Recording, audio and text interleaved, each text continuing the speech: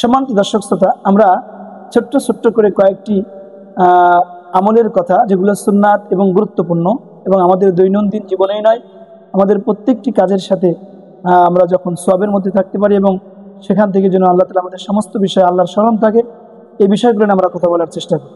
আমরা আজকে যে বিষয়টি নিয়ে কথা বলবো, আমরা যখন ওয়াশরুমে যাই, অর্থাৎ বাথরুমে যাই, প্রসাব পায়খানায় যাই, ওয়াশরুম বলি, টয়লেট বলি, প্রসাব পায়খানায় বলি বা হাজতে যাওয়া বলি, আমরা যাওয়ার পূর্বে আমাদের একটি আমল করতে হবে। বাথরুমে যাওয়ার আগে বাম পা দিয়ে প্রবেশ করা এবং ডান পা দিয়ে বের হওয়া।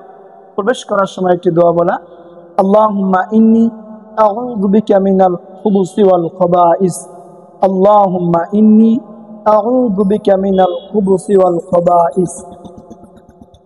বাথরুম থেকে বের হওয়ার সময় ডান পা দিয়ে বের হওয়া এবং শুধু সাধারণ মানুষের জন্য, যারা দোয়াটি পুরা জানেন না, তাদের জন্য শুধু গুফরানাকা বললেই আলহামদুলিল্লাহ হয়ে যাবে, আদায় হয়ে যাবে। তো আমরা বাথরুম ওঠার সময় আল্লাহুম্মা ইন্নী আউযু বিকা মিনাল খুবুসি ওয়াল খাবাইস দোয়াটি পড়বো এবং বের হওয়ার সময় গুফরানাকা গুফরানাকা এই দোয়াটি পড়লেই আলহামদুলিল্লাহ হক আদায় হয়ে যাবে।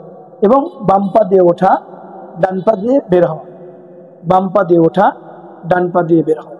আল্লাহ যেন আমাদেরকে অবশ্যই করে হাজতের সময়, প্রসাব পায়খানা যাওয়ার সময় এবং টয়লেট বা ওয়াশরুমে যাওয়ার সময় যেন এই দোয়া পড়ে ওঠার এবং নামার সময় যেন দোয়া পড়ে নামার তৌফিক দান করেন। ওমা আলাইনা ইল্লাল বালাগ। আসসালামু আলাইকুম।